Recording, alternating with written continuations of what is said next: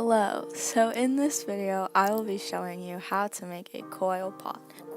So first you will need a board and a decent sized piece of clay. You will also need a knife, needle tool, larger knife, rib, roller, and spray bottle. Then you will hit the clay until it is in ball shape. If the clay is not soft enough, put some water on it so that it is soft.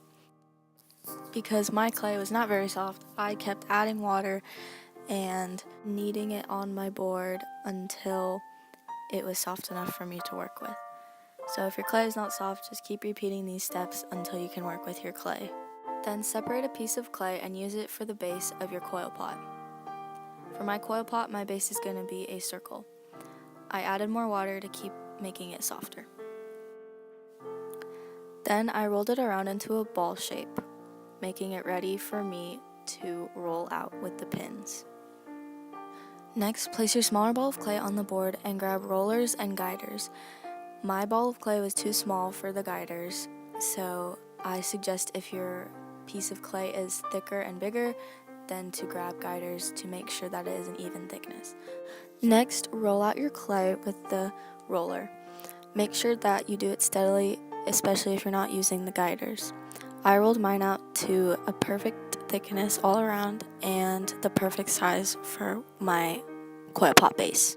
Because my coil pot base is going to be round, I grabbed the water sprayer and pressed it into the clay, made an imprint so that I would have a perfect circle to cut out. Next, grab a small knife and begin to cut out the imprint that you make. For me, I cut out a circle.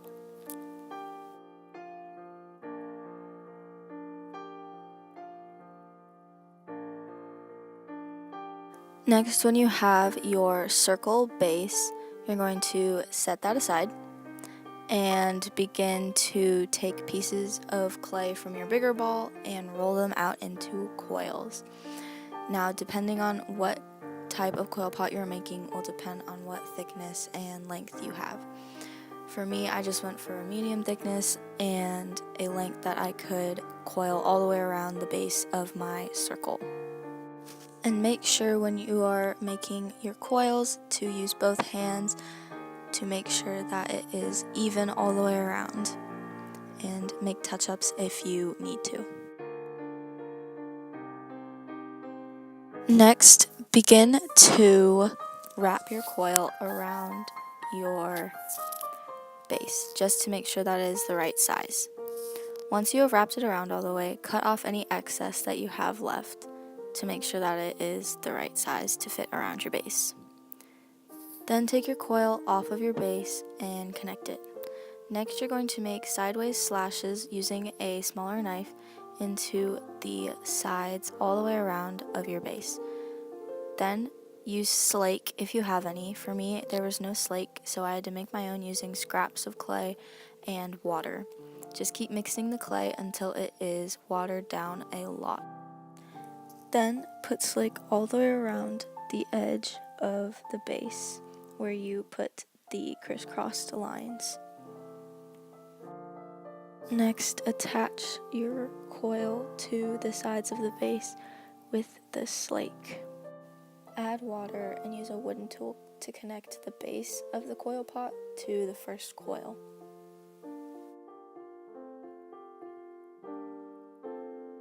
Then make a second coil to put on top of your first one. Repeat the same steps as before, putting slashes of lines into the first coil and adding slake. Then connect your first and second coils together using a wooden tool.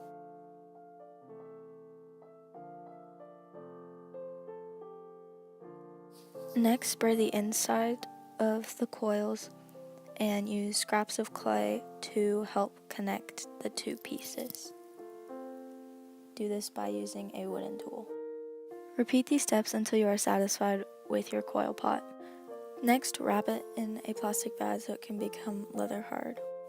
Then the next day, use a knife and a rib to shape and carve down your coil pot to make it even. on the top and on the inside.